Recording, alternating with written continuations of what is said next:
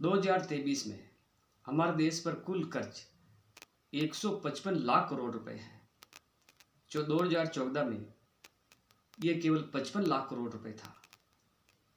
14 प्रधानमंत्रियों ने मिलकर 55 लाख करोड़ रुपए का लोन लिया था, लेकिन ये 9 सालों में 100 करोड़ का लोन हमारे हिंदुस्तान पर हो गया है। अगर भारत की जनसंख्या 145 करोड़ भी मानी जाए तो भी प्रति व्यक्ति 1 लाख रुपए का कर्ज है। नमस्कार दोस्तों, मेरा नाम जगदीश है और आप देख रहे हैं हमारा यूट्यूब चैनल विलेज कल्चर। तो जानते हैं इस रिपोर्ट में कि आखिर हमारा रुपया कहाँ जा रहा है। 9 साल में भारत पर 181% कर्ज बढ़ा है। 2023 में भारत सरकार पर 155 लाख करोड़ रुपए का कर्ज है। आखिर ये पैसा कहाँ खर्च हो रहा है?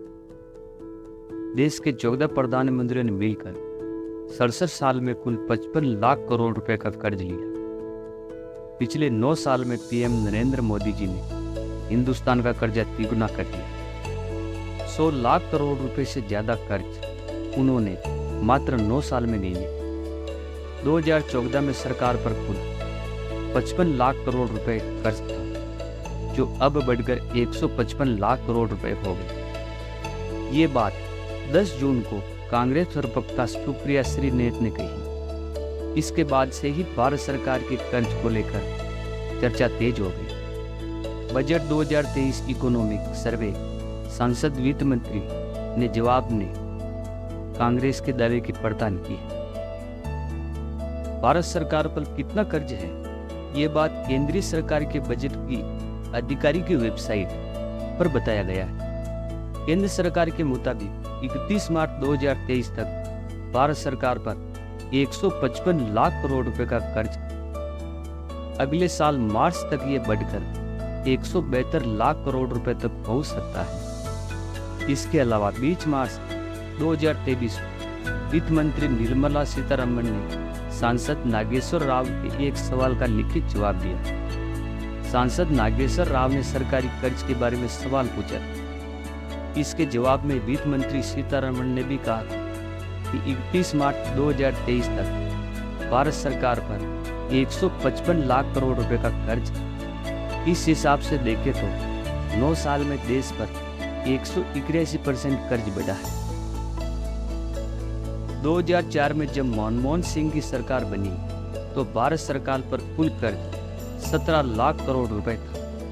2014 तक 3 गुना से ज्यादा बढ़कर ये 55 लाख करोड़ रुपए हो गया। इस समय भारत पर कुल कर्ज 155 लाख करोड़ रुपए है। वित्त वर्ष 2014-15 के मुताबिक तब भारत सरकार पर कुल कर्ज 55 लाख करोड़ रुपए था। 2014 में देश की कुल जनसंख्या 130 करोड़ मान ली जाए तो उस समय पर हर भारतीय पर औसत कर्ज 42,000 रुपए था। अब 2023 में भारत सरकार पर कुल कर्ज बढ़कर 155 लाख करोड़ रुपए हो गया। भारत की कुल आबादी 140 करोड़ मान ले तो आज के समय में हर भारतीय पर 1 लाख रुपए से ज्यादा कर्ज है। इसी तरह अब अगर विदेशी कर्ज की बात करें तो 2014-15 में भारत पर विदेशी कर्ज 31 लाख करोड़ रुपए था। अब 2023 में भारत पर विदेशी कर्ज बढ़कर 50 लाख करोड़ रुपए हो गया। 2014 में बीजेपी ने सरकार बनाने से पहले जनता से वादा किया था कि वह भारत सरकार के कर्ज को कम करेगी, लेकिन पिछले 9 सालों में देश का कर्ज कम होने की जगह बढ़ा ही है।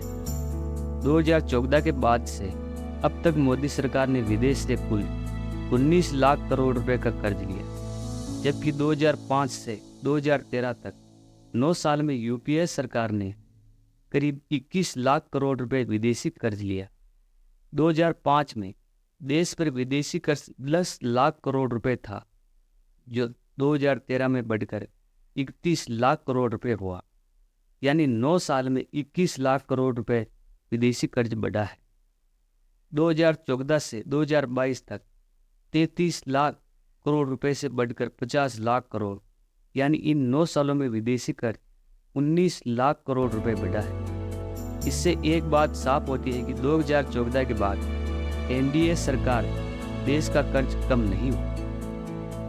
अब कर्ज लेना क्यों पड़ता है? अगर खर्चा ज्यादा है और आमदनी कम है तो कर्ज लेना ही पड़ता है। अगर खर्चा आमदनी से ज्यादा हो जाए तो सरकार को कर्ज लेना ही होता है। सरकार जैसे ही कर्ज लेती है इससे राजस्व घाटा बढ़ता है। इसका मतलब ये हुआ कि सरकार का कर्ज राजस्व होने वाली कमाई से ज्यादा है। आमतौर पर राजस्व घाटा तब ज्यादा होता है जब सरकार कर्ज के पैसे को कहाँ खर्च करती है जिससे वह रिटर्न नहीं आता है। जानते हैं कि भारत सरकार कर्ज लेकर वो पैसे को कहाँ खर्च करती है? जब 2020 में आई कोरोना महामारी के बाद से भारत सरकार कई तरह की सब्सिडी दे रही है, जैसे 80 करोड़ लोगों को हर महीने मुफ्त अनाज, करीब 10 करोड़ महिलाओं को उज्ज्वला योजना के अंतर्गत मुफ्त गैस सिलेंडर, करीब 9 करोड़ किसानों को सालाना 6,000 रुपये, पीएम या आवास योजना के तहत 2 करोड़ लोगों को घर बनाने में आर्थिक सहायता। अर्थशास्त्री परंजॉय गुड्डा ठाकुरता एक इंटरव्यू में कहते हैं कि 2014 में सत्ता आने के बाद मोदी सरकार ने कई फ्री बीज योजनाओं की शुरुआत की है। लोगों को मुफ्त की चीजें देने के लिए सरकार पैसा खर्च कर लेती है। सब्सिडी, डिफेंस और इसी तरह के दूसरे सरकारी खर्चों की वजह से देश का वित्तीय घाटा बढ़ता है। लेकिन एक सवाल हर किसी के जहन में उठता ही रहता है, वह यह है कि क्या देश पर कर्ज बढ़ने से महंगाई बढ़ती है? इस मामले में केयर रेटिंग एजेंसी के मुख्य अर्थशास्त्री मदन सबनवीस ने मुताबिक देश पर कर्ज बढ़ने का महंगाई से कोई सीधा संबंध तो नहीं है। सरकार कर्ज के पैसे को आय बढ़ाने के लिए इस्तेमाल करती है। कर्ज का पैसा जब बाजार में आता है तो इससे सरकार का रेवेन्यू बढ़ता है। साथ ही उन्होंने कहा कि कर्ज के पैसे का गलत इस्तेमाल हो तो महंगाई भी बढ़ सकती है। जैसे कर्ज लेकर पैसा आम लोगों में बांट दिया जाए तो लोग ज़्यादा चीज़ें खरीदने लगेंगे। इससे बाजार में चीज़ों की मांग बढ़ेगी। मांग बढ़ने के बाद आपूर्ति सही नहीं रही तो चीज़ों की कीमतें बढ़ेगी। वहीं एक अन्य अर्थशास्त्री सुक्रोमक्कल दत्ता का मानना है कि कर्ज लेना हमेशा किसी देश के लिए खराब ही नहीं होता। भारतीय इकोनॉमी 3 ट्रिलियन से ज़्यादा की हो गई है। इस हिसाब से देखें तो 155 लाख करोड़ रुपए कर्ज ज़्यादा नहीं है। ये पैसा सरकार वंदे भारत जैसे ट्रेन चलाने, रोड और एयरपोर्ट बनाने पर खर्च करती है तो देश का विकास के लिए जरूरी है। वैसे अगर देखा जाए तो हमारा पैसा सही जगह ही लग रहा है, इसलिए हमें चिंता करने की कोई ज़रूरत नहीं है। तो दोस्तों, वीडियो अच्छा लगे तो लाइक ज़रूर करें और नए हैं तो हमारे चैनल को सब्सक्राइब करें। धन्यवाद दोस्तों।